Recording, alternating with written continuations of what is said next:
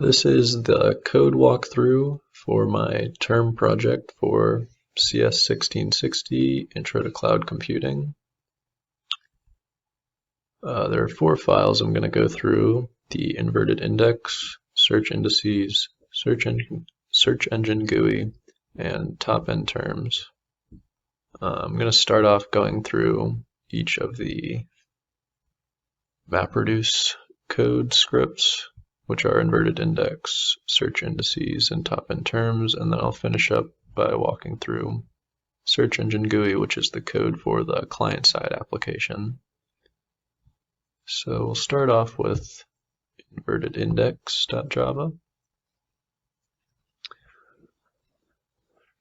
And here, this class contains the mapper and reducer classes that are used for the Hadoop job to create the inverted indices on our GCP Dataproc cluster.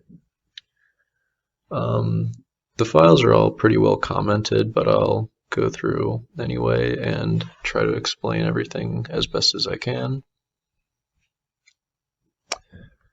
So up here you just see we have a list of common words that we want to remove, or not remove, but omit from adding to the inverted indices, because when we search for the top n terms of our data files, we don't want these junk words, we want the words to be meaningful.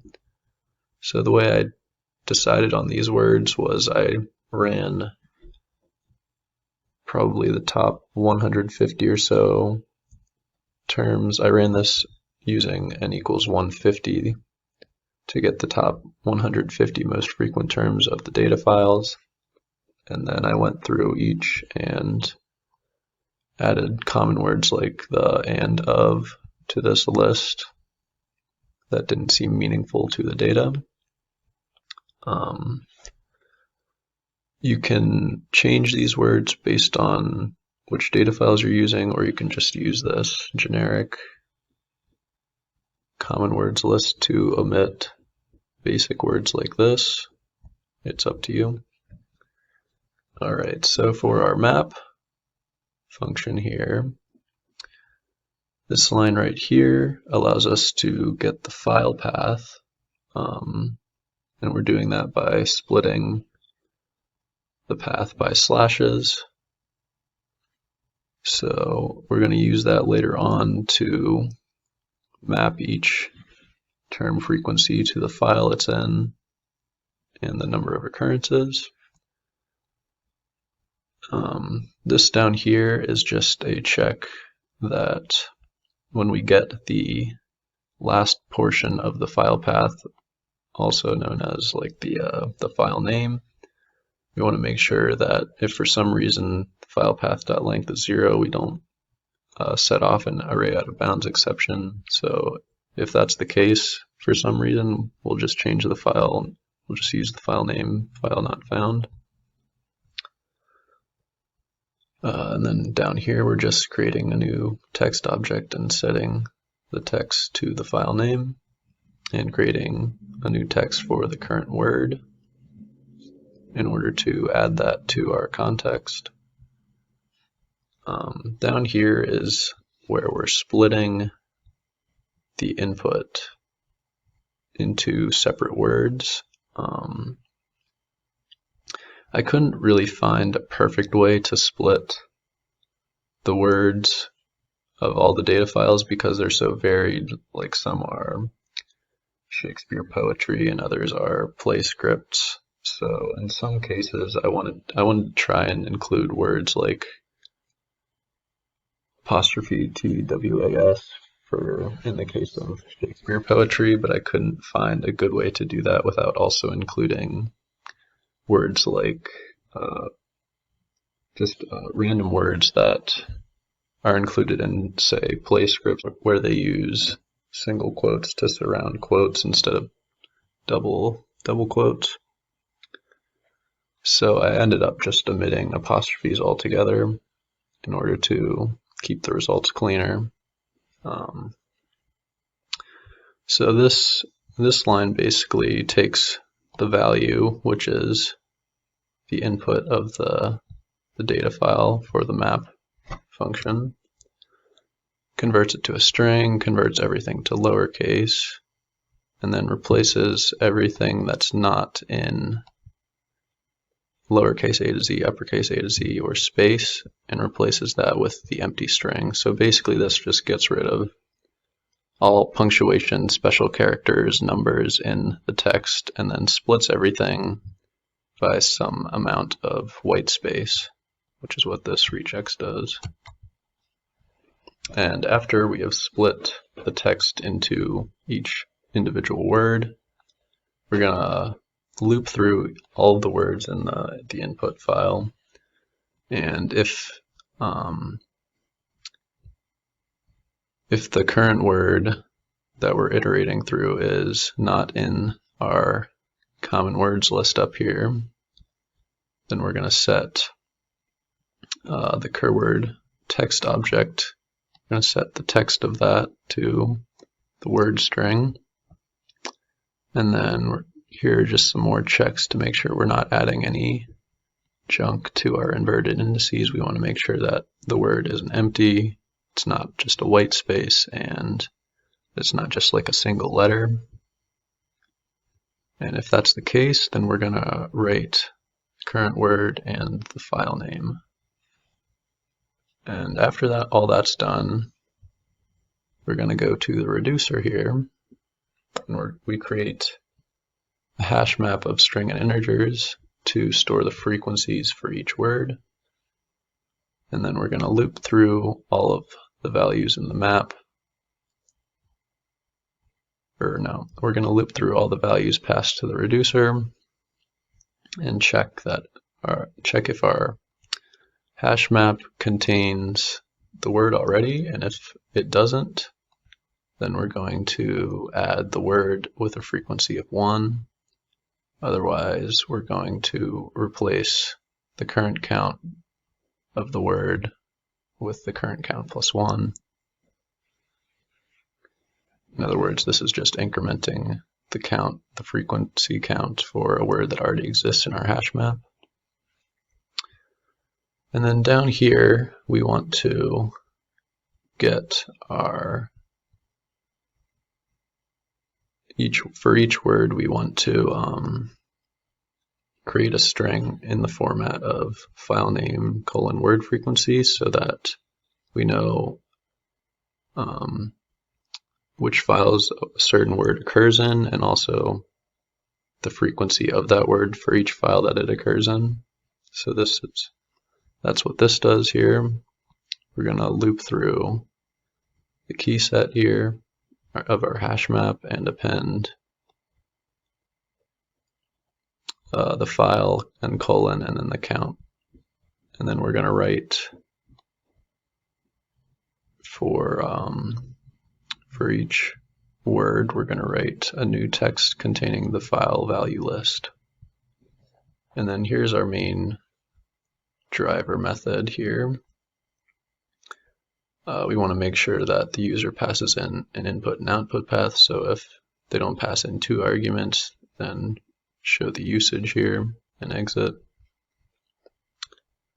Here we're just creating a new job and configuring it, setting the job name and setting the jar.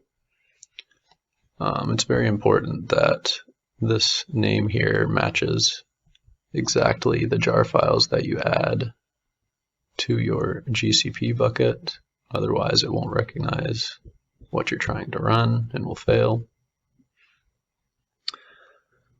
This option here, this line right here is setting the input directory to recursive, and this just allows Hadoop to loop through all the subfolders of an input data file.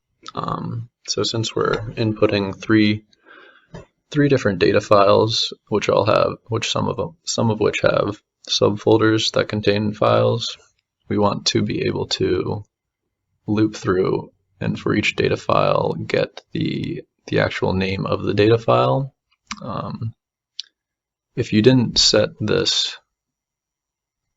the input directory recursive to true, then it would just list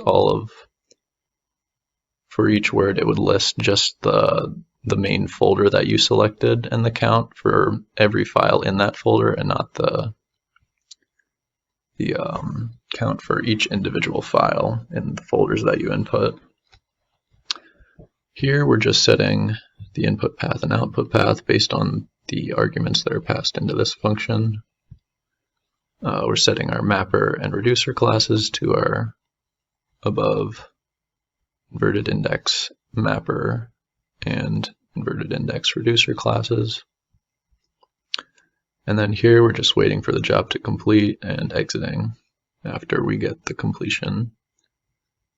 So that's basically it for the inverted index code. Now we can move on to our search indices code,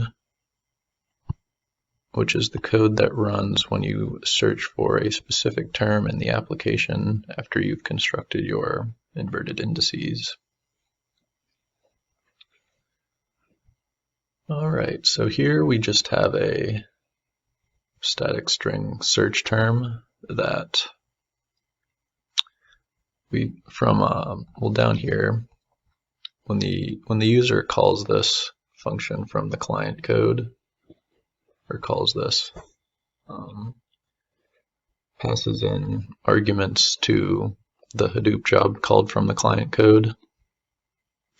We want to make sure that they pass in a term, an input path, and an output path. That term is going to come from whatever the user inputted in the client application. The input path is going to be automatically set, and so is the output path. The input path is just the output of the inverted indices job that should have already ran, and the output path is a new folder in our GCP bucket, which we can then retrieve the data from to show on our client application.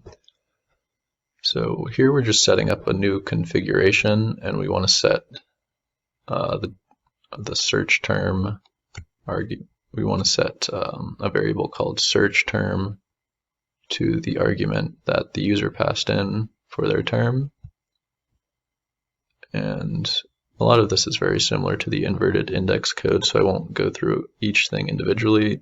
The only difference here really is that we set the number of reduce tasks to 1, since all we're doing is checking a single term, so it would be wasteful to include multiple reducers here. So in our search indices mapper code here, this is run before the map function runs for each mapper, and it's basically just setting the search term to the variable we set in the driver code, which is the argument that the user passed in for the term they want to search. And then here we are splitting the input file, which is the inverted indices output. And since we wrote it in the format of word, tab, and then file name colon frequency with spaces in between each file name colon frequency, we're going to first split this input by tab to get the term and the files that the term occurs in. And the term is going to be the first part of that split, and the file names and counts are going to be the second part of that split. And since this is iterating through each of the terms from our inverted indices, all but one of them should not match the term that we want to search. So just keep going through, and if the term, each map object here is only going to do one line at a time. So we only have to worry about a single term and its file names with counts. So if the term we want to search is equal to search. Alright, the recording cut out because I ran out of time, but I think I left off around here. So that's what we're going to pick up. This line right here requires that, first of all, that the term exists and matches the term inputted by the user, and if that's the case, then and only then we want to write our term and the file names and counts. So that's basically it for our mappers. Now moving on to the reducer. This is just kind of a redundant check to make sure that the term we wrote in the mapper is the search term that the user inputted, and if that's the case, then write the same thing again, the key and the value, which is the term and the file names and counts. So this is going to output a single term separated by a tab, followed by it'll be the term, a tab, and then file name with a count and a space, and then more file names with counts, and so on. And our client code will format that output nicely and fit it into a table so we can see all of the files and their corresponding frequencies of the term that we search for. And down here, this code is pretty much the same as the inverted index, except for this part that I already explained. So that's it for the search indices code. Now we'll move on to our last MapReduce code, which is the TopNTerms.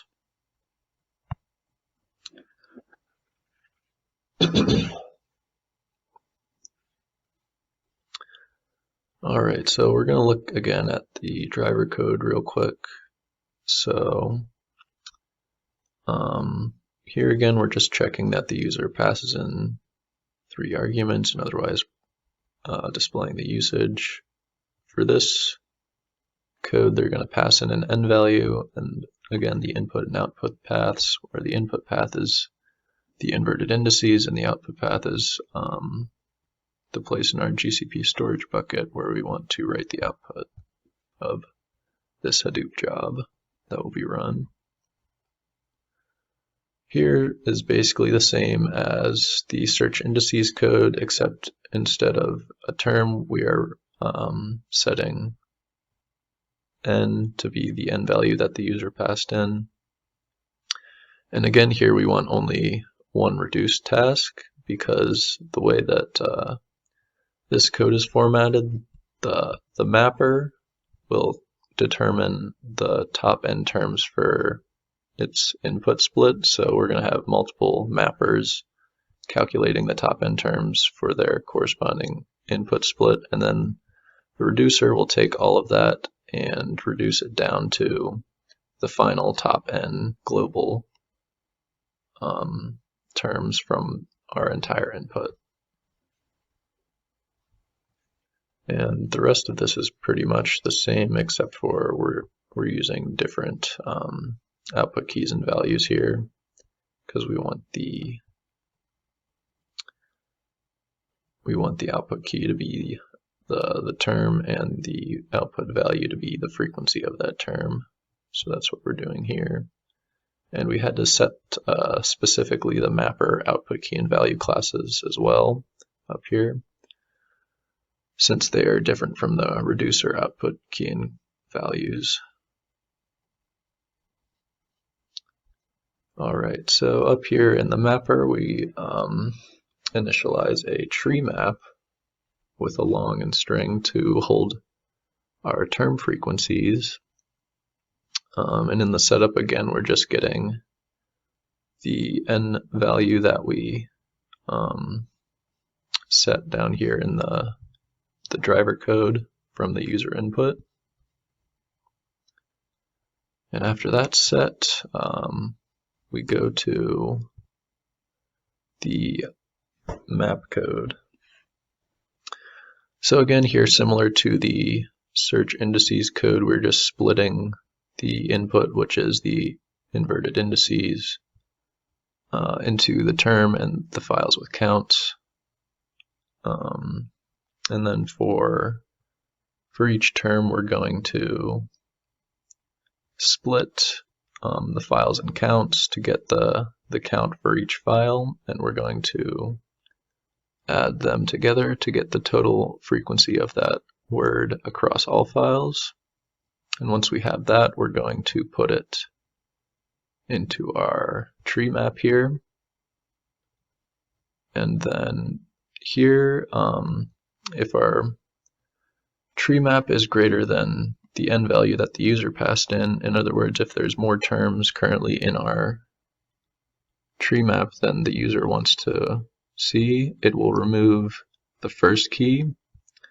And when we put new values into our tree map, it will automatically order them so that the lowest total count is first. So when we're deleting the first key from our tree map here, it will remove the term in the tree map that currently has the lowest frequency. And then we only want to write our top n terms from the input split after all terms have already been added and removed, so that only the top n remain for each mapper. So here that's what we're doing. We're just going through all of the entries in our tree map, which should be the same number as the n value that the user passed in at this point. And we get the key and the value and write those to pass to the reducer. And then the reducer here is basically the same thing as the mapper. So again, here we're creating a tree map to store term frequencies, getting the n value, getting the term and the count, and then again here we're going through each term and count that was passed to the reducer and putting it in the tree map, and again removing the terms with the lowest frequency so that only n number of terms remain. And after that's all done, we're going to again write that out so that the output contains the global top n terms. So that's pretty much it for the top n terms MapReduce code. So now we will move on to the last piece of code and the largest piece of code, which is SearchEngineGUI, which is our client-side application.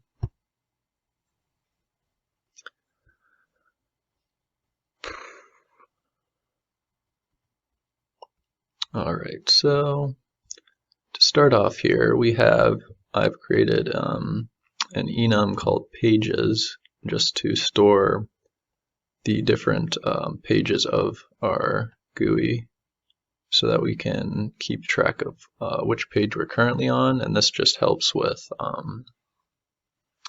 determining which GUI elements need to be hidden when navigating from one page to the other, because for example you can get to selection from the main page, from the search page, or from the top n page, and for each of those cases you'll need to hide different GUI elements based on which ones are currently shown. So that's what this enum does, or is used for, I mean. Here we have just all of our GUI variables. It's a lot of buttons and labels that will show up for each of the different pages. Down here is just some longs to store the time taken for the indices jobs and the search jobs so that we can display that to the user. This variable is where our enum is used to keep track of the current page. Here are the GCP variables. These are what you'll need to change after setting up your own Dataproc cluster. In order to get the application to run, you'll need to input your project ID, cluster name, bucket name, and your region. And after you've done that, you can get the application to run on your cluster. Here we are in our constructor, we're just initializing the GUI element and setting the layout. So that's pretty self-explanatory. This void initialize elements here is just where we are setting up all our GUI elements, setting up our fonts, labels, setting fonts, and basically just setting all of the options for each of our GUI elements.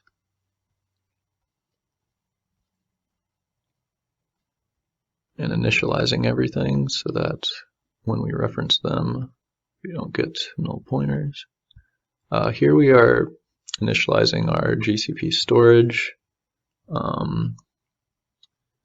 This will be used to upload or access our GCP storage bucket that our cluster is using.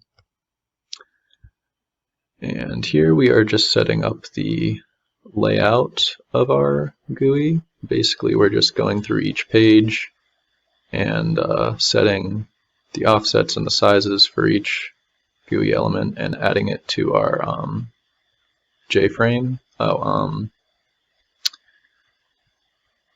Should also mention that our class SearchEngineGUI extends JFrame, and that's why I can just call the add method directly without referencing a JFrame, and it also implements action listener to handle when we click the J buttons.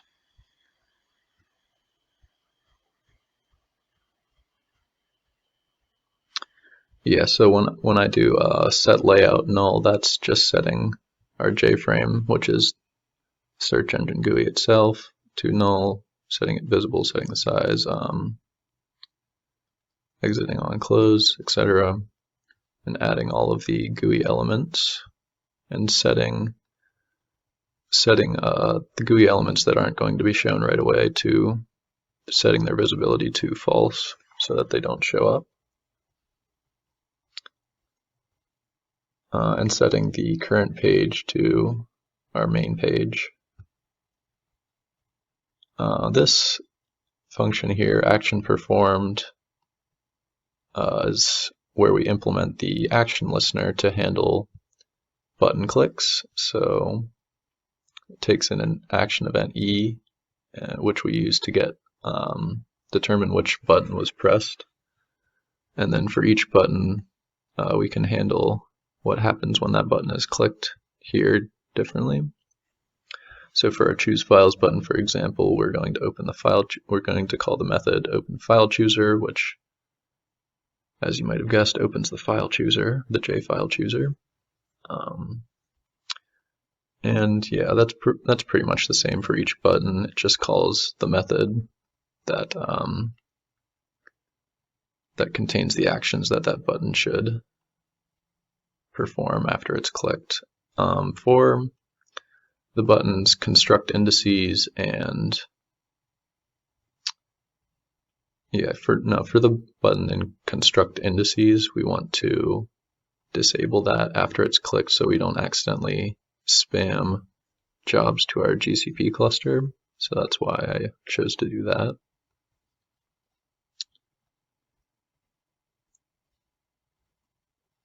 Here is our open file chooser method, which is called when the user clicks on the choose files button. And here we are just setting up some of the GUI elements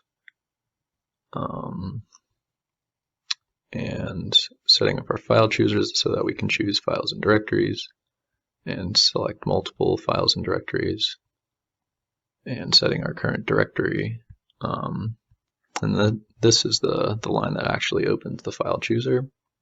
And then we want to get the files that we selected in the file chooser after we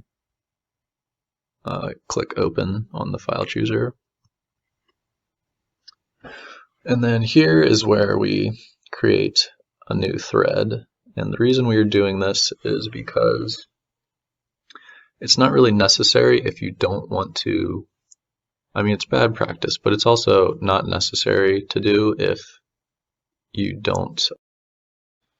Alright, I ran out of time on my recording again, but I think I left off right around here, so that's where I'm going to pick up. So we're in the open file chooser method, which is run when the user clicks on the choose files button to select which files they want to input and construct their inverted indices on. So after they select their files, we get the files that the user selected here, and we go ahead and create a new thread, and this thread is going to run the method that we use to contact GCP to submit the job and get the results of that job. You don't necessarily have to create a new thread to do this, but it's generally good practice to create a new thread when you're using Java Swing and you want to call a method that either requires heavy computation or, in our case, that just takes a lot of time to return because we have to wait for the job to complete on GCP. So that's why we created a new thread here, and just because it's generally good practice. And this will also allow us to update the GUI elements on the event thread before and while that method is running to contact GCP. So here we're creating the run function for the thread. So this is what the thread's going to do once it's started. Here we are using SwingUtilities.InvokeLater to update our GUI elements before we call the method that's going to upload the files to GCP. Or I'm sorry, this method doesn't actually call GCP to construct the inverted indices. This method calls upload files to upload the selected files to our GCP storage bucket that will be used to construct the inverted indices. So here we are just adding the selected file names to our GUI that will display the selected files to the user. Here we're just centering that text and setting it visible. And we're also going to update our loading text to indicate to the user that we are uploading the files to GCP and that they need to wait for that to complete, and setting that visible so the user can see it. And after all that's done, we're going to go ahead and call upload files, which is the method that actually contacts GCP, checks if the files have already been uploaded, and if they haven't, then it's going to upload the files to the storage bucket. And then after that's completed, all we really need to do is hide the loading label and reset the construct indices button. This isn't really necessary actually because we never come back to the main screen, but if somehow we did, then we would want the construct indices button to be pressable so we could get off the main screen. Or my mistake. Keep forgetting that this isn't the construct indices button. We're going to set the loading label to false after that's done, and then we're going to enable the construct indices button because that is initially disabled because you can't construct inverted indices when you haven't selected any files to construct indices on. So we're going to go ahead and set that enabled to true, and this will indicate to the user that the files have been uploaded and the application is ready to construct the inverted indices. And then that's the end of the thread, and after we indicate what this thread's going to be doing, we go ahead and start the thread.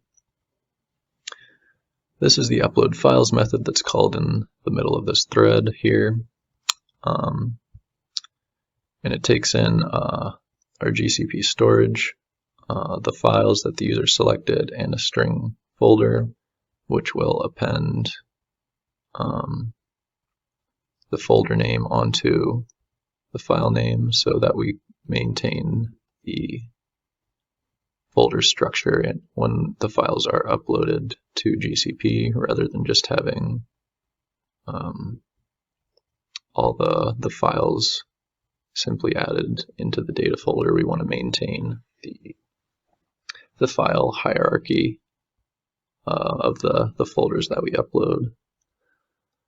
So this is going to go through each file and check if it's a directory, or if it, in other words, if it's a folder. So for example, the example input data files we were given, one of the folders is called Shakespeare. So in that case, it will get the last part of the file name, which in this case would be Shakespeare, and add it to the folder string and a slash. So, and then it will recursively call upload files with the files in that directory, and it will also keep the folder name attached to the beginning of those files.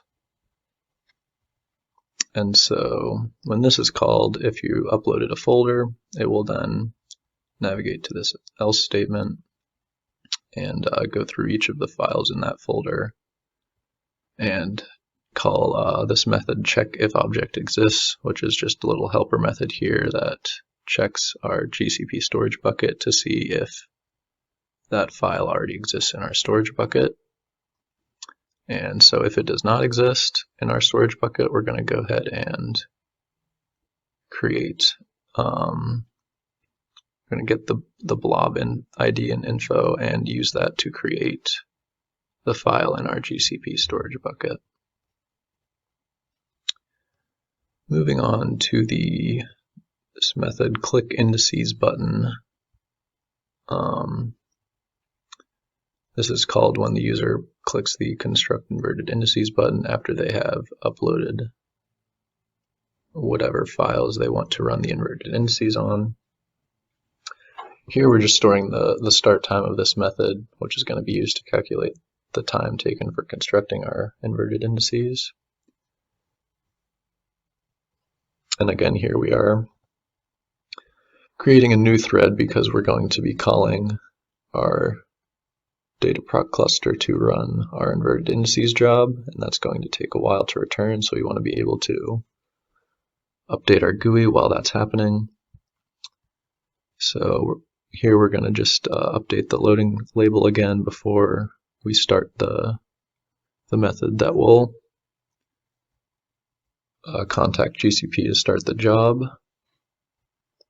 Here we're actually contacting GCP using this method to start the job.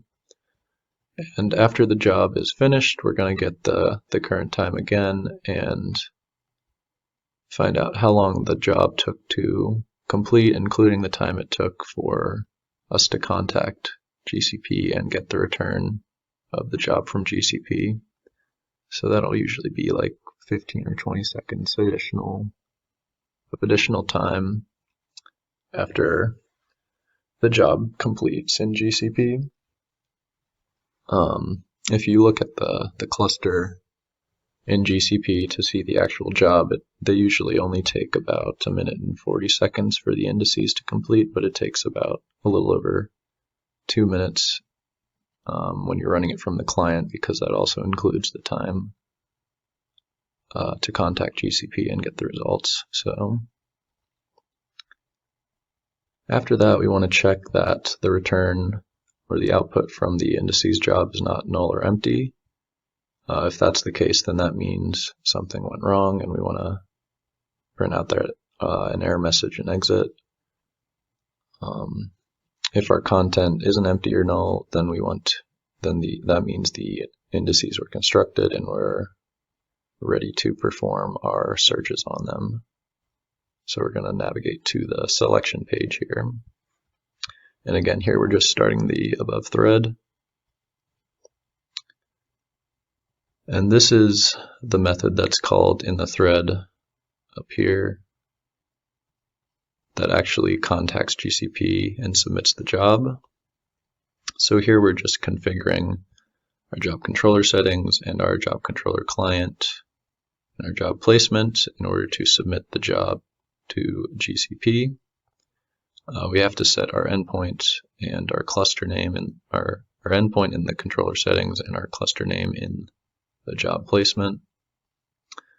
And then this portion right here is just checking our GCP storage bucket to see if the output folder for our indices job exists, because if that's the case, then the Hadoop job we run will fail.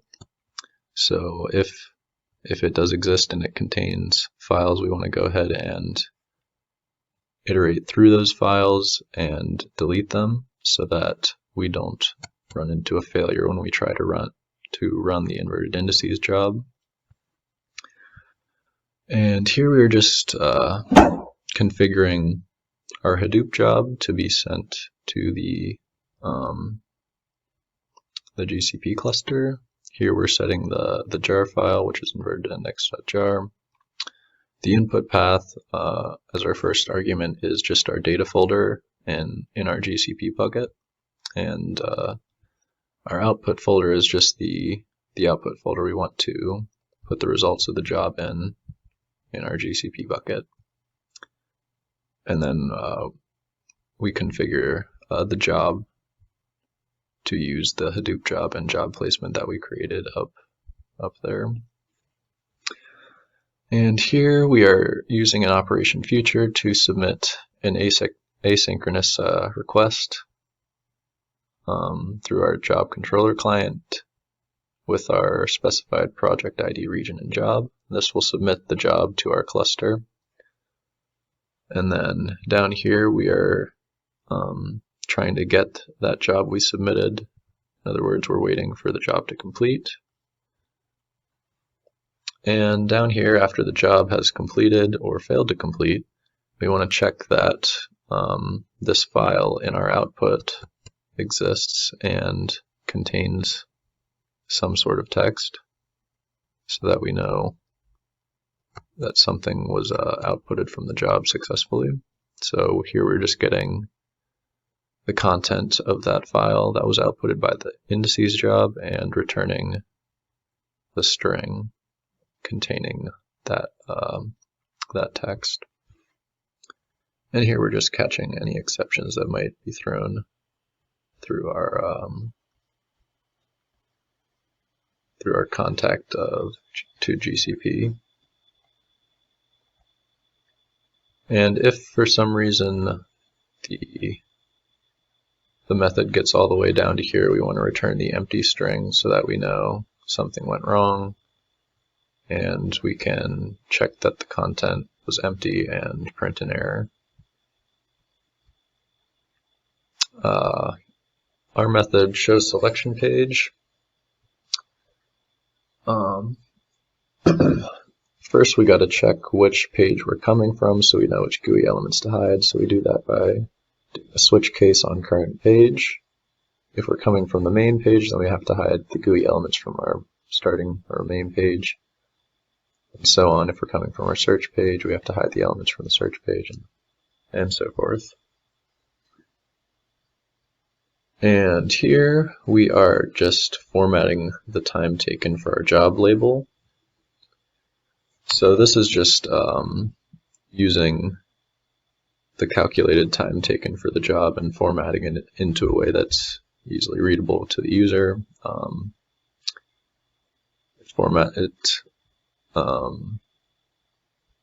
It sets the text to say inverted industries constructed in X minutes and X seconds, or if it's less than a minute, then it just says in X seconds and however many seconds the job took and the method took to run. And then after all of that, we're going to set the GUI elements in the selection page, set their visibility to true, and set our current page to the selection page. Similarly to above, this is just the method to show the GUI elements on our search page, which is used when the user clicks on the search for term button from the selection page. So again, we're just going to see which page we're coming from and hide the respective GUI elements. And then after that, we're going to set the GUI elements for the search page to true and update the current page. Alright, my recording ran out of time again, but I think I left off right around here, so that's where I'm going to start. The show top end page is basically the same as show search page method. They just hide a few different GUI elements and show different GUI elements. The show search result page hides elements from the search page, since that's the only page you can get to the search result page from. It also formats the time taken for the search job into an easily readable label for the user, similar to how the indices time taken label was formatted. Then it shows the elements for our search result page and sets the current page again. And then same thing for the show top end result page, except it shows different GUI elements and shows the time taken for the top end job. The click submit search button method is called when the user clicks the button after they've input a search term to submit the job to GCP. Here again, we're getting the start time to calculate the time taken. And we're getting the term that the user wants to search from the search field. And we're starting a new thread. Again, before we run the method that contacts GCP down here, we're going to do some stuff to set up our GUI. We're going to disable the search button so they can't accidentally spam jobs to their cluster. We're going to set the loading label text so that they know the search job is running into wait. And we're going to set the invalid entry label's visibility to false in case they tried to input in an invalid term before they changed it and then submitted a valid term. Here we are actually submitting the term to our to create the job. We're passing in the term to this method, which creates the job and submits it to GCP and waits for the return of that job. And then after that's done, we want to get the time taken for the job and check the content or the output of the search job. So if the content is null, that will happen when the user tries to input an invalid entry.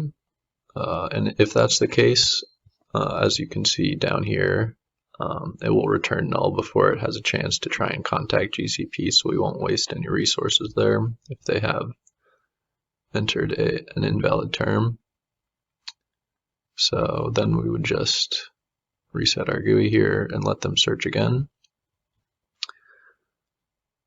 Here, if the content is empty, that means there's the job outputted no results, or the term doesn't exist in the input files.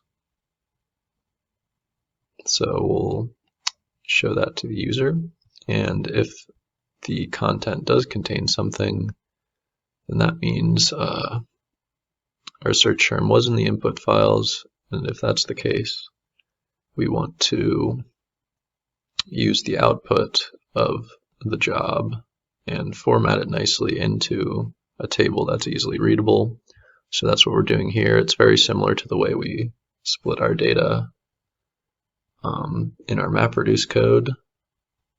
And then once we've split our data, we're going to go through and get the file and the count for the file and the count for that specific term that the user searched, and add it to our string array here that will be used to create the table. And after everything's been added to the string, the double array string, we're going to want to sort that, because the way that we set up the MapReduce code for the search and the top end terms, the output will be such that the least frequent terms, or the least frequent frequencies for each file will be shown first, and we want the highest frequencies to be shown first. So that's what this line does here. It just reorders the content so that the most frequent, the files with the highest occurrence of a term, or the most frequent terms if we're doing top N, show up at the top of the table. Here we're just creating the table and configuring the table settings, setting alignment, setting renderers. Yeah, just basic configuration, setting up the layout of the table that we're going to show the user. And after we've configured all that, we're going to add it to our JFrame, and we're going to call the show search result page method. And also we're going to reset the search field so that the next time the user goes to the search page, they don't have to erase whatever they inputted last time. And we're going to re-enable the search button so that they can submit a new search term. And again, here we're just starting the above thread. This is the method that's called by the search thread up here. And you'll see here that it takes in the term that the user wants to search. And here, again, similar to how we split the text in the inverted indices MapReduce code, we want to check that the term only contains characters in A to Z or capital A to Z. And if it contains special characters or numbers, then we're going to want to return null, or if they tried to search in an empty term, then we're going to return null. If their search is a valid term, then we're going to go ahead and configure the job controller settings, client, and the job placement like we did for the inverted indices. Again, this is all just set up to submit the job to GCP. And again, here we're deleting the output folder if the user has previously searched a term so that the Hadoop job doesn't fail. You'll notice that I quoted folder because the GCP storage bucket doesn't actually have folders. It's a flat file system. It just creates these like pseudo folders by attaching whatever folder that the file is in to the front of the file name. So that's why we can do this. And it won't matter if you have like the empty search folder and output folder, because if there's nothing actually in it, then that folder technically doesn't exist because there are no folders. And here we're creating the Hadoop job and adding the arguments for the search MapReduce code, which is the term and the indices output, and then the output folder in our storage bucket for our search. And again, here we're just configuring the job, setting the placement in the Hadoop job, and submitting an asynchronous request to complete the job to our cluster. And then we wait for the response and check that the output file exists, and then we read it to make sure it's not empty and return whatever the content is.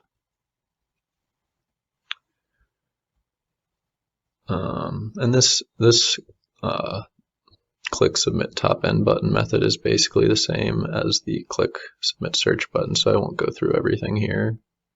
The only difference is it's submitting a top N, or it's using the top N field as the input and sets the top N result label, but otherwise it's basically the same, and it formats the table a little differently after getting the results, but it's basically the same thing. And then submit top N is also pretty much the same as submit search. It checks to make sure it's a valid positive number, or uses only characters 0 through 9. and configures the job and checks to make sure that the output folder is empty, and then submits the Hadoop job to the cluster and gets the results. And that's pretty much it. Here's our main method that's called when you run the program, and this is just creating a new search engine GUI object, which will call the constructor and initialize the elements and set up the layout. So that's pretty much it for the code walkthrough. I hope I did a good job of explaining everything, and I tried to use lots of comments in all of my files, so it should be pretty self-explanatory what each line or set of lines is doing. So yeah.